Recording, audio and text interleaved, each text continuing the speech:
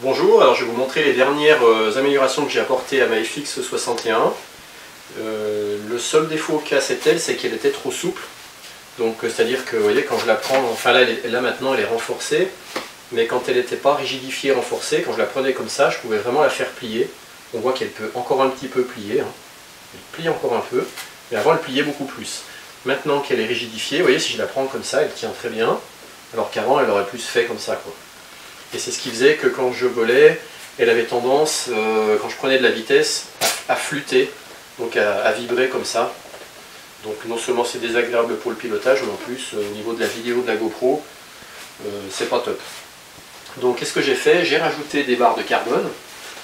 Donc on voit que j'en ai rajouté une ici, une là, et également une de l'autre côté, ici et là. Donc le fait d'en mettre deux en sandwich comme ça rigidifie bien la matière. Alors je vais vous montrer maintenant quel type de carbone on peut utiliser.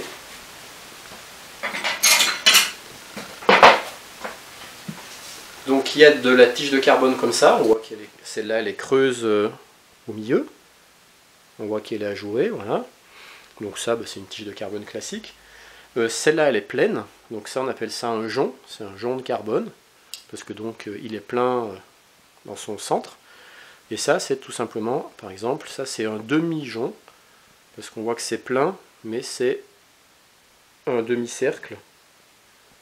Donc il en faudrait deux pour faire une comme ça, quoi. Donc on va dire que ça, celle-là, c'est une moitié de celle-là. Alors ce que j'ai fait également sur la fantôme, pour la rigidifier encore plus, donc ça c'est du bricolage que j'ai fait parce que c'est un peu vieux, ça s'est un peu craché. On voit qu'ici il y avait ces tiges de carbone d'origine là qui correspondent au niveau du centre, du point de centrage.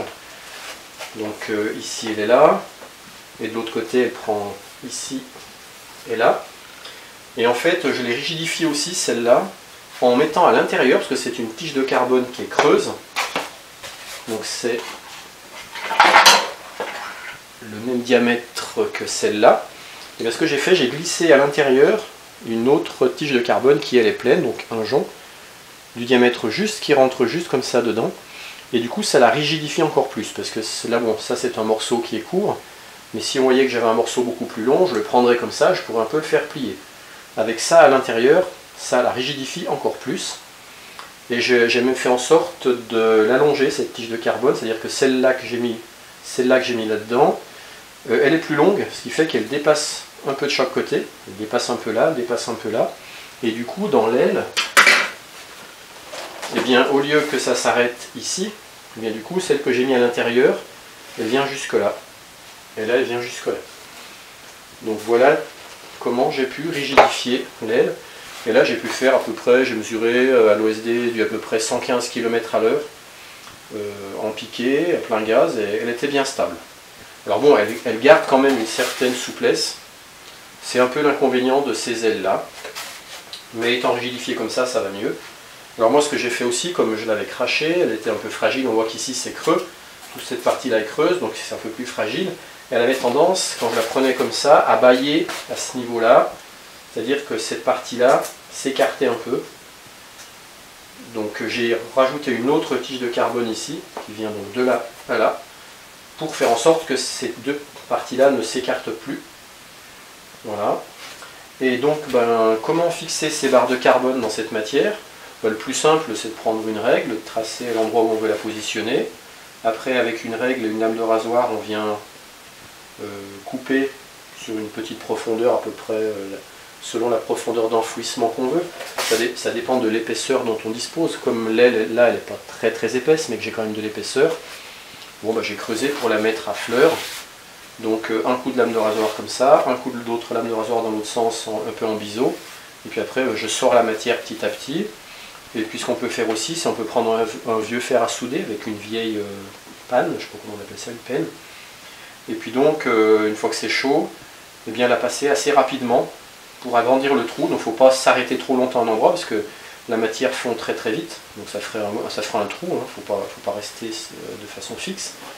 Donc voilà, avec mon fer à souder, je peux en profiter pour si je ne suis pas assez profond pour ajuster de façon plus précise et agrandir légèrement le trou. Voilà, et puis après tout simplement je l'ai fixé, j'ai mis de la colle chaude à l'intérieur, j'ai rentré de force un petit peu la barre de carbone et de nouveau un coup de colle chaude pour bien fixer l'ensemble. Ce que je peux vous dire également, c'est que j'ai viré les winglets que j'avais posés, je les ai renlevés, parce qu'en fait ils apportaient rien, donc c'est pour ça que là il y a la trace, je les ai supprimés. Et après, pour info, je suis passé aussi en hélice repliable, de façon à ce que quand je me pose, j'ai pas le risque de casser les hélices, c'est pratique. Et du coup j'en ai profité pour passer comme une hélice repliable à un peu moins de rendement qu'une hélice fixe.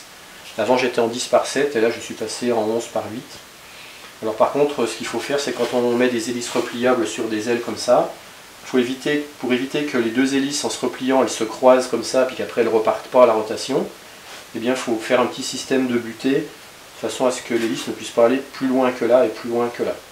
Donc c'est tout simplement deux petits morceaux de plastique, un ici et un là, que j'ai fait tenir avec du scotch, et qui empêchent l'hélice de venir plus loin que dans sa course que ici.